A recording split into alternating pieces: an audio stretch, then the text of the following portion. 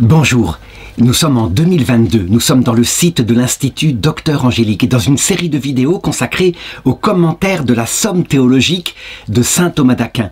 Et j'en suis rendu, dans ce volume de la Revue des Jeunes, à la question de la pensée humaine. Saint Thomas d'Aquin a développé plusieurs fois ce qu'était la pensée humaine, parce que, en effet, c'est important, c'est ce qui caractérise l'espèce humaine en comparaison des anges. Nous pensons de manière particulière en nous servant de nos sens. Et donc, il faut la regarder de manière à comprendre pourquoi Dieu, en particulier, s'est incarné. Donc, a voulu passer par nos sens pour nous révéler le salut. Et donc j'en suis rendu à la question 86 qui pose ceci: que connaît l'intelligence dans les réalités matérielles? Avec comme premier article, notre intelligence connaît-elle les singuliers? Alors encore une fois, il s'agit d'une question philosophique et donc il ne faut pas se fonder sur une autorité mais sur l'expérience, l'observation de l'expérience. Et qu'est-ce que nous constatons? Eh bien, d'abord, les singuliers, c'est quoi? Ce sont les êtres concrets qui sont devant nous avec leur corps, parce que c'est ça qui se présente à nous toujours, des êtres singuliers. Cette télécommande est un être singulier, mais aussi ce chat qui passe devant moi ou cette personne humaine. Et donc, en premier lieu, il faut le reconnaître, nous connaissons les singuliers par nos sens. Ce sont nos sens qui les apportent à notre connaissance sensible. Et ils les apportent sous forme, justement, d'une sensation. Et cette sensation, elle imprime nos sens d'abord externes, et puis elle va dans nos sens internes jusqu'à une faculté particulière qui s'appelle l'estimative, qui est une forme d'intelligence sensible qui peut identifier la réalité de cette chose. Je veux dire par là qu'un chien, si on l'a dressé, il peut ramener la télécommande, mais il faut le comprendre. Il ne connaît pas l'essence de cette télécommande. Il connaît simplement son nom, parce qu'on le prononce, et que c'est un objet qui ressemble à ça. Donc, ce n'est qu'ensuite qu'intervient l'intelligence humaine qui va définir par, je dirais, une première définition très peu précise ce que c'est que cette télécommande en disant, eh bien, manifestement, c'est un objet qui permet de commander une caméra, de l'arrêter, de l'allumer comme ça de loin. On la définit donc par sa finalité et on est incapable de comprendre comment elle fonctionne à l'intérieur, bien sûr. Ce qui compte, c'est qu'elle fonctionne. Donc, ce qui est connu en premier par notre intelligence, eh bien, c'est quelque chose qui est abstrait, à savoir, eh bien, l'usage, la finalité de cet objet. Et quand c'est un chat qui passe, c'est pareil, c'est un animal à quatre pattes qui fait miaou, il y a une sorte de définition très très simple, mais c'est une définition qui pourra être appliquée à ce chat concret ici et à cet autre chat concret ici. Alors, maintenant, est-ce que cela veut dire que notre intelligence ne connaît que par l'universel, par les définitions? Eh bien, il faut se souvenir de son objet. Son objet, ce n'est pas la connaissance des universels, mais c'est ce par quoi elle connaît la réalité. Son objet, c'est la réalité. Or, la réalité, eh bien, c'est cette télécommande, ou alors c'est ce chat qui passe devant moi, ou mieux encore, cette personne humaine. Résultat, il faut le reconnaître. Appuyé sur, je dirais, cette science d'une quiddité universelle mais très peu précise, l'intelligence, quand elle a compris son objet, elle va chercher à connaître du mieux qu'elle peut, non seulement ce qui est universel, ça veut dire par exemple ce qui est commun à tous les êtres humains. Tous les êtres humains ont une tête, ont une âme spirituelle créée par Dieu. On peut définir un être humain du tout comme un animal raisonnable. Mais elle va chercher à pénétrer davantage dans ce qui est l'être humain concret, qui est toujours réalisé dans la matière, et donc, eh bien, établir ce qu'on pourrait appeler des lois générales. L'universel, c'est ce qui est valable à 100%. Je l'ai dit, tout être humain a une tête, et le général, c'est ce qui est valable la plupart du temps. Par exemple, eh bien, dans les êtres humains, on constate qu'il y a des hommes et des femmes. Et les femmes ont plutôt, en général, ce type de caractère. Et les hommes, plutôt, en général, ce type de caractère. Mais pour coller à la réalité, on dira, c'est pas universel, c'est en général. Et d'ailleurs, on se servira souvent de ce schéma qui vient du taoïsme et qui, je crois, montre bien à quel point il y a complémentarité, qu'il y a des points de féminité dans l'homme et de masculinité dans la femme. Est-ce que cette science du général, qu'on appelle la psychologie, ce sont les sciences molles, hein, puisqu'elles ne marchent pas à 100%, est-ce que ça suffit? Eh bien non, notre intelligence va chercher à connaître la réalité dans sa réalité, et justement, elle est individuelle. C'est la réalité concrète, ce chat particulier, cette personne humaine particulière, cette télécommande particulière. Et donc, à force d'expérience, elle va s'approcher de la connaissance du singulier, mais il faut le reconnaître.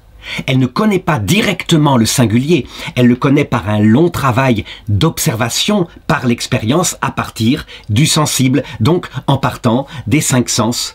Et à chaque fois, à force, eh bien, le concept qui au départ était très flou, ceci est un être humain, va devenir de plus en plus précis. Cet être humain-là a tel caractère, telle histoire précise, etc., etc. Donc, il faut conclure que notre intelligence peut connaître les singuliers, mais à sa manière. Elle les connaît à travers des concepts universels, des lois générales. Et puis, finalement, du coup, elle s'approche difficilement du singulier parce qu'il est individué avec telle matière, et cette matière unique, cette histoire unique est profondément transcendante. Oui, on pourrait presque dire cela. Alors, quelques objections qui vont dire « Mais non, notre intelligence peut connaître les singuliers directement. » Par exemple, lorsque nous croisons un homme, et saint Thomas d'Aquin prend l'exemple de Socrate, nous pouvons dire que Socrate est un homme. Et donc, manifestement, c'est Socrate que nous connaissons à travers peut-être un concept universel. L'homme, être un homme, mais tout de même, c'est Socrate. Alors, eh bien, on le voit très simplement par cet exemple. Dire que Socrate est un homme, c'est quelque chose qui évidemment ne donne rien directement de son être singulier, de son histoire, de la façon dont il donna sa vie au service de la philosophie. Il faut donc dépasser le fait qu'il est un homme, qui est quelque chose évidemment de vrai, mais de très flou, pour aller vers le singulier. Et ce singulier-là, il va le connaître en s'appuyant sur diverses expériences, sur divers raisonnements, pour s'approcher de plus en plus de ce qu'est l'individu, à savoir son corps, son histoire, son âme individuelle, etc. Alors, deuxième objection, on voit bien que nous connaissons par notre intelligence les singuliers puisque nous pratiquons des actions singulières. Par exemple, lorsque nous partons à la chasse, qu'il faut attraper par exemple cette gazelle pour la manger au repas de ce soir, forcément, c'est cette gazelle singulière que nous poursuivons. Alors, il faut répondre à cela que l'être humain connaîtra cette gazelle singulière et l'attrapera, mais en passant effectivement par une connaissance générale de la psychologie des gazelles. Et s'appuyant sur cela, eh bien, il pratiquera telle et telle ruse de chasse qui aboutira ou pas. Mais quant à la connaissance de cette gazelle particulière, là qu'on poursuit maintenant, eh bien, manifestement, l'intelligence s'appuie sur les sens, parce que ce sont les sens qui vont lui révéler le singulier. Elle est dans tel ravin, telle situation particulière, il faut donc lui tendre l'embuscade à droite plutôt qu'à gauche, etc. Et donc on le voit, notre intelligence, avec sa connaissance universelle et générale, eh bien, se sert des sens qui, eux, lui apporte la connaissance singulière de cette gazelle dans sa situation. Alors je passe l'objection 3 qui est la même pour passer à l'objection 4. Tout être, tout ce dont est capable une faculté inférieure, la faculté supérieure le peut. Et donc si le sens peut connaître le singulier, a fortiori l'intelligence qui est supérieure doit pouvoir connaître le singulier. Alors, il faut répondre à ça, que le singulier, il n'y a rien à faire, notre intelligence est incapable de le connaître directement par l'intelligence comme le font les anges, qui eux ont une capacité à pénétrer l'essence des choses sans avoir besoin de la médiation des sens. Nous passons par nos sens et donc nous connaissons a priori en premier du singulier une superficialité, ça veut dire une apparence, une figura, un mouvement, à telle situation, c'est ce chat qui passe devant moi. Et ensuite, eh bien, peu à peu, par des raisonnements inductifs, en regardant le comportement externe, on en induit, je dirais, la pensée sensible de ce chat, on finit par connaître ce chat dans son individualité. On le connaît d'abord, évidemment, dans ce qui est général à tous les chats, à savoir, par exemple, que s'il fait miaou de telle façon, ça veut dire qu'il veut manger. J'ajouterai une dernière chose. Certains scientifiques, en particulier certains thomistes, parce que ils ont compris que c'est par les sens directement qu'on connaît le singulier. On finit par dire qu'il n'y avait pas de science du singulier, mais uniquement de l'universel et éventuellement du général, donc les sciences molles.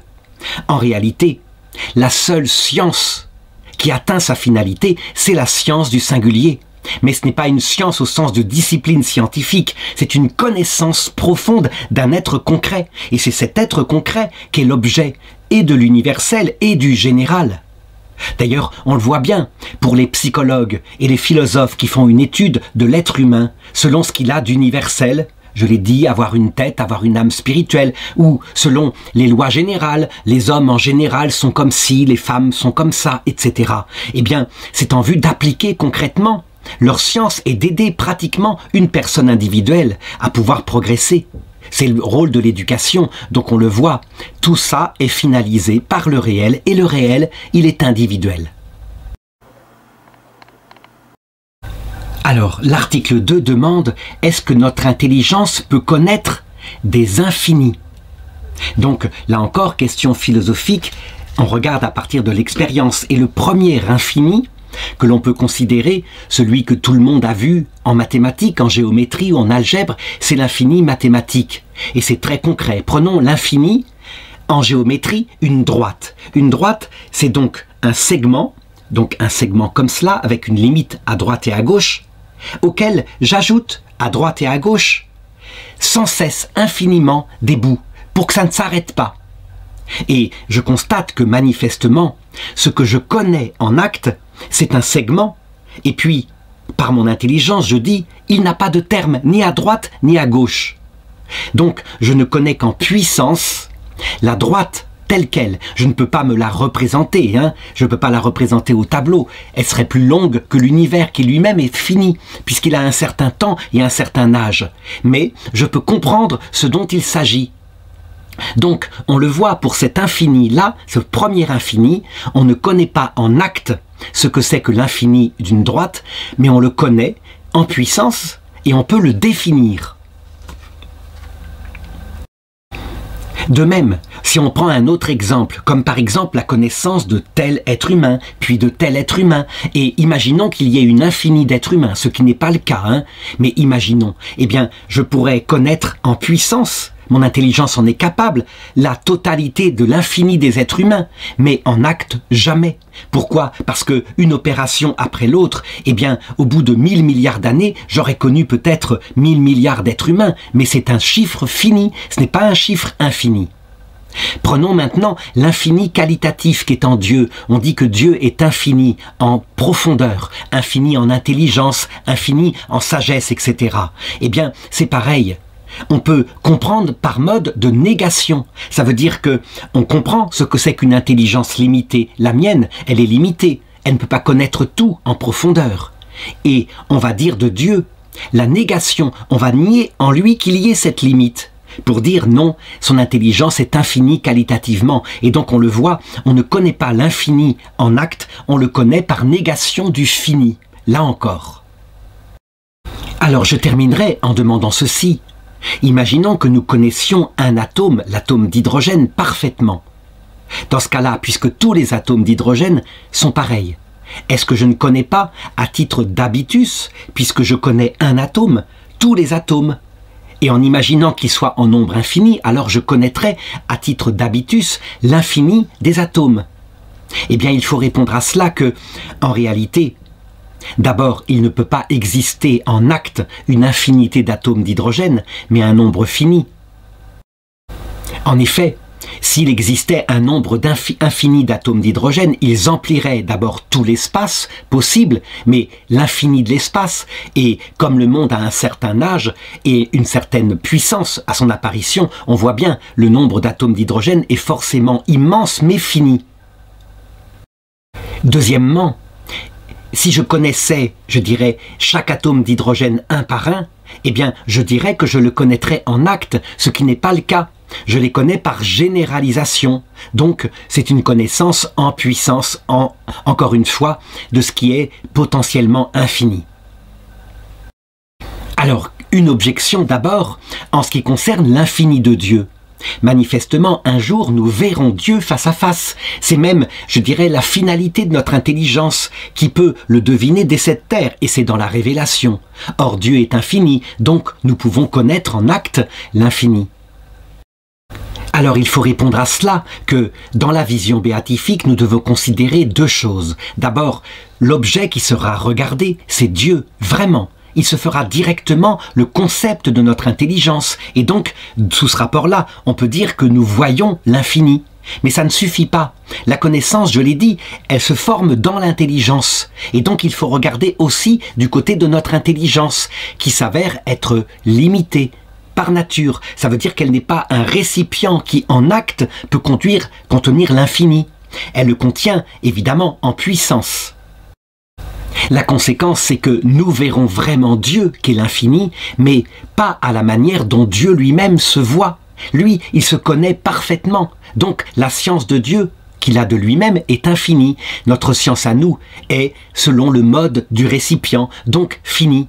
Et résultat, eh bien, nous n'aurons pas la compréhension totale de Dieu comme Dieu se comprend lui-même. Et donc, notre connaissance de Dieu sera éternelle pour pallier à cela. Ça veut dire que sans cesse, éternellement, eh bien, il renouvellera devant nous ses merveilles. Et donc, c'est ainsi qu'il peut y avoir une vie éternelle bien heureuse.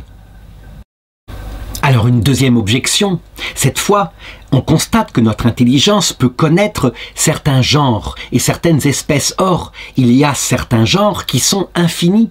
Par exemple, les nombres. Les nombres sont infinis, véritablement.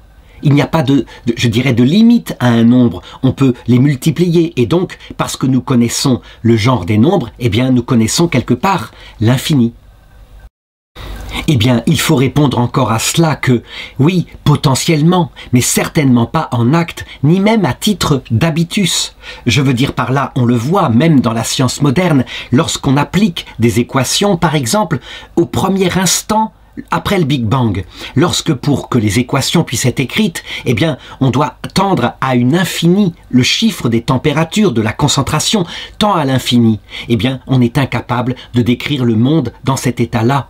On appelle ça d'ailleurs le mur de Planck. Ça veut dire à un certain moment de concentration, les chiffres sont tellement infinis qu'on ne peut pas connaître comment se comporte la matière au-delà du mur de Planck. Donc manifestement, on le voit, il y a même une limite en acte à notre connaissance à travers les mathématiques de la matière.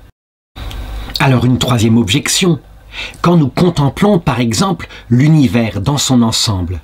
L'univers, il est, on peut le dire, composé potentiellement d'une infinie d'êtres, d'astres, de galaxies. Quand on comprend qu'il y a des milliards de galaxies que nos télescopes peuvent atteindre et que chaque galaxie contient des centaines de milliards d'étoiles. Donc manifestement, en regardant l'univers dans son ensemble, on a la connaissance potentielle d'une infinité d'êtres. Eh bien, il faut répondre à cela que, d'abord, l'univers n'est pas infini, en acte, ce n'est pas vrai. Il a commencé il y a un certain temps, manifestement, la science le confirme, 14,7 milliards d'années, et donc il a une taille qui est mesurable, en fonction du rayonnement lumineux qui est sorti de lui, donc sans doute 14,7 milliards d'années-lumière de rayons. D'autre part, je dirais, nous ne contemplons l'univers dans son ensemble que un acte à la fois. Et donc, effectivement, cet univers contient tous les êtres qu'il contient, mais nous ne contemplons qu'une seule chose à la fois. Donc, en acte, nous ne pouvons pas, en même temps, connaître les milliards d'étoiles qui composent chaque galaxie, mais une par une, si nous les contemplions, je dirais, individuellement.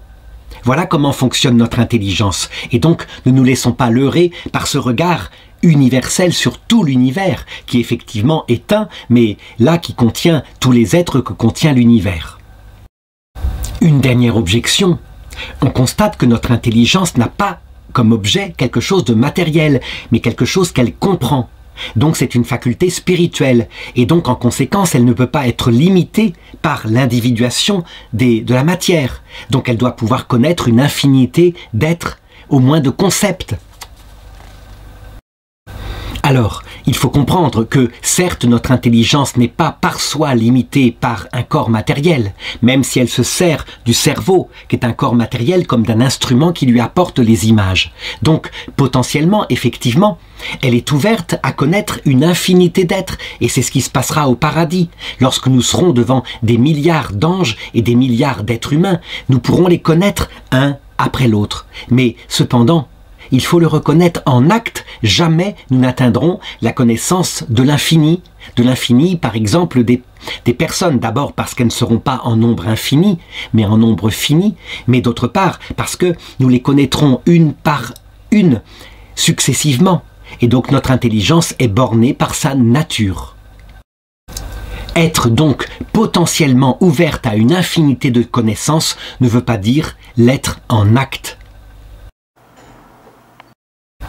Alors vient ensuite l'article 3 qui demande « Notre intelligence connaît-elle les choses contingentes ?» Encore une question philosophique, et il faut commencer par définir ce qu'on appelle les choses contingentes.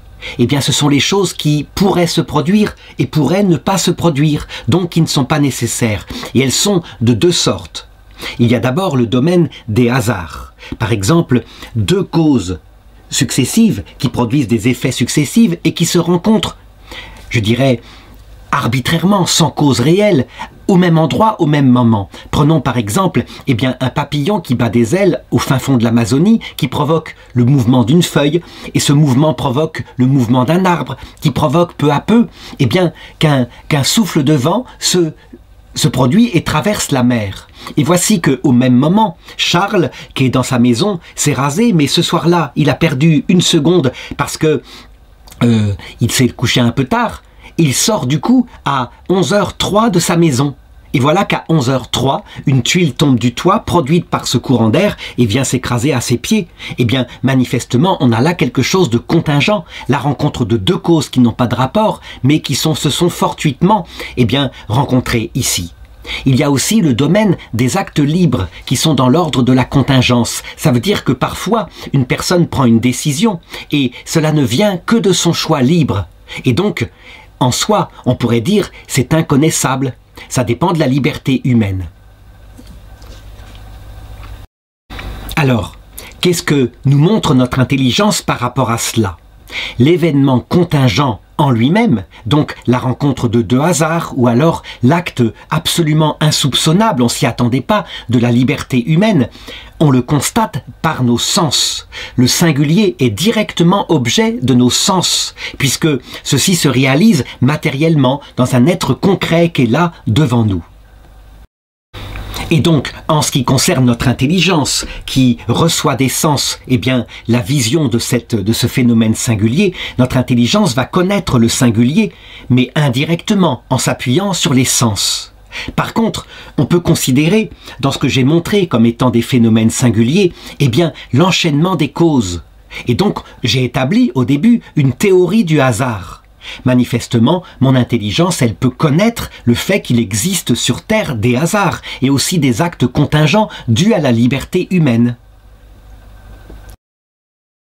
La conséquence de cela, c'est qu'il faut le dire, oui, l'intelligence connaît directement le mécanisme qui aboutit à des phénomènes singuliers, des phénomènes contingents, et puis elle les connaît indirectement, mais en s'appuyant sur les sens. Et c'est ainsi que, par exemple, va exister une science qui s'appelle l'histoire, qui ne regarde pas simplement les grands, je dirais, les grands phénomènes, l'économie qui a provoqué telle chose, mais elle regarde aussi les événements singuliers. Et donc l'intelligence en est capable, comme on l'a dit.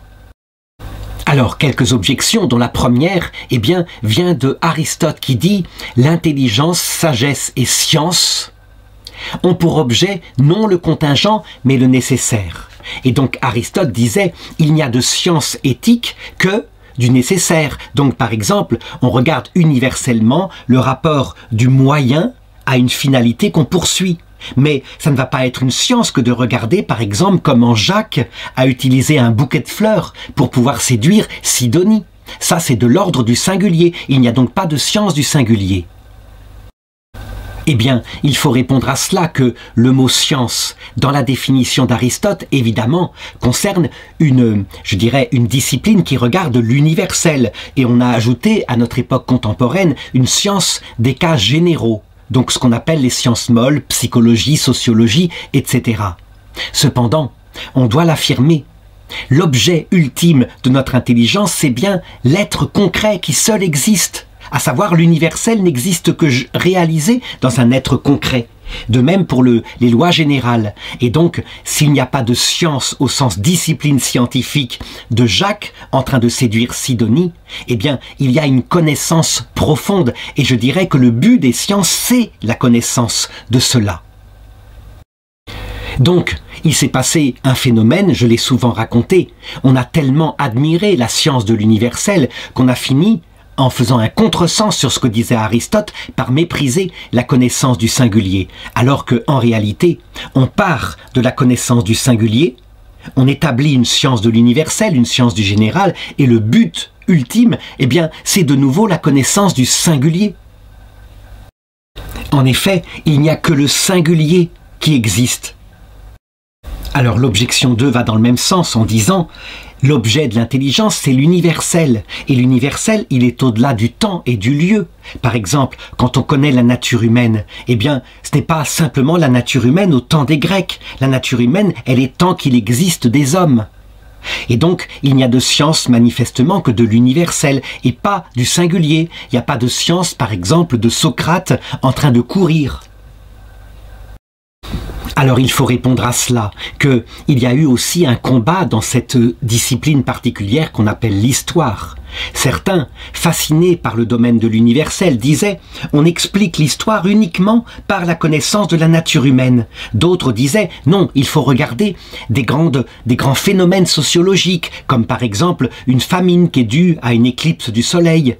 Et donc, on ne connaît l'histoire que par ces grandes lois qui dominent les espèces humaines. C'est ainsi que la science du marxisme explique toute l'histoire par le combat entre les pauvres et les riches.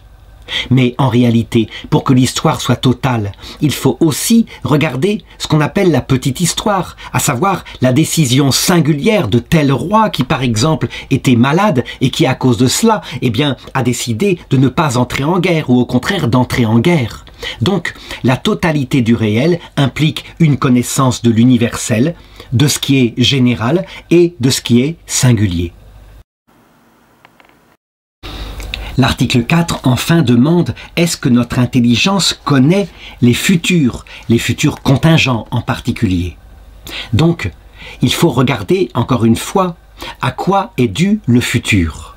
Le futur, eh bien, il est dû, en ce qui concerne l'histoire de l'homme, d'abord à la nature humaine. La nature humaine, elle est cause de son histoire, puisque nous la partageons tous.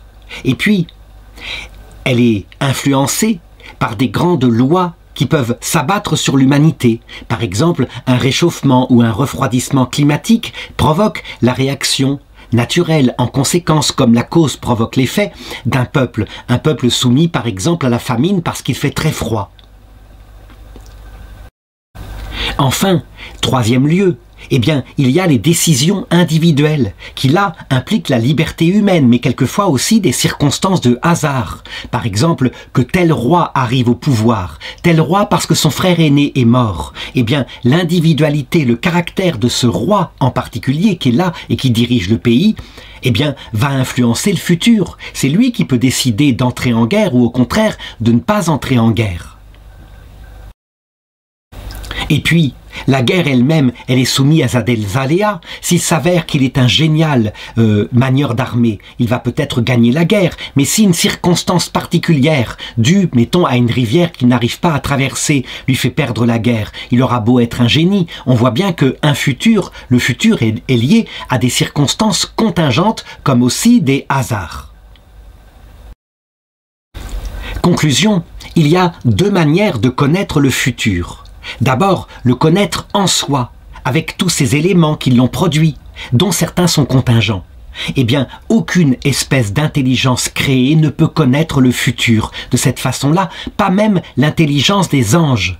Seul Dieu, qui est au-delà des temps, dont l'éternité comprend de toute éternité la totalité des temps comme lui étant présent. Seul Dieu connaît les futurs dans leur contingence. Les anges qui reçoivent de Dieu à leur création certains concepts pour connaître en général par exemple ce que sera la nature humaine, eh bien eux-mêmes ne sont pas capables de connaître le futur contingent, si ce n'est en l'observant, ou alors en le provoquant. Et voilà pourquoi, dans des phénomènes comme le spiritisme, quand un ange révolté annonce un futur contingent, en général, il ne faut pas le croire. Si ce futur se réalise, c'est qu'il l'a provoqué. C'est très différent, évidemment, des bons anges qui sont dans la vision béatifique et qui peuvent voir les futurs contingents en Dieu.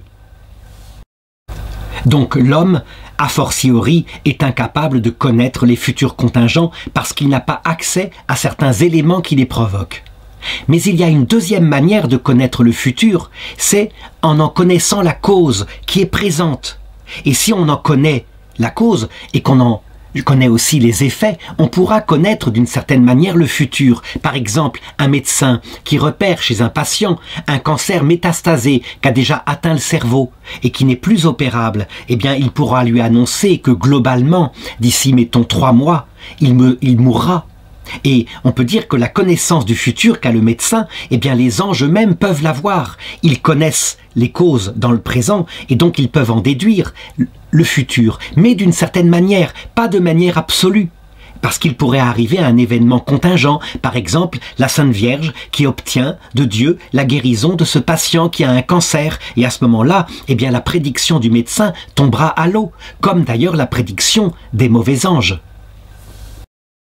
Alors maintenant, quelques objections dont la première dit « Notre intelligence connaît les réalités par leur essence. Par exemple, la nature humaine, c'est par là que nous connaissons les individus. Et donc, si elle connaît l'essence humaine, alors elle doit connaître aussi le futur de l'humanité. » Il faut répondre à cela que, eh bien, certaines choses qui auront lieu dans le futur, effectivement, sont liées à la nature humaine et puis aux lois de la psychologie humaine. Par exemple, quand on voit une génération qui ne veut donner aucun repère à ses enfants, on peut prévoir que la génération suivante donnera au contraire des repères très forts aux enfants, mais quelquefois de manière exagérée, par réaction, par un phénomène psychologique de balancier.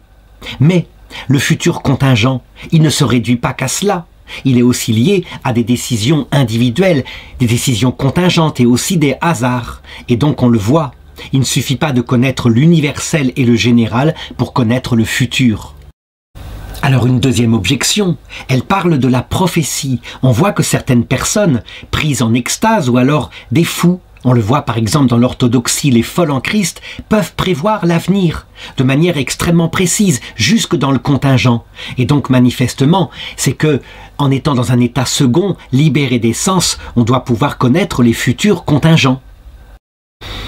Il faut répondre à cela que la prophétie portant sur un événement qui n'est pas présent dans sa cause, ici dans le présent, eh bien la prophétie, lorsqu'elle se réalise véritablement, par exemple on annonce que tel jour, une comète tombera à tel endroit, alors qu'on n'a pas de télescope et qu'on l'a vu, eh bien cette prophétie ne peut venir que de 2 causes.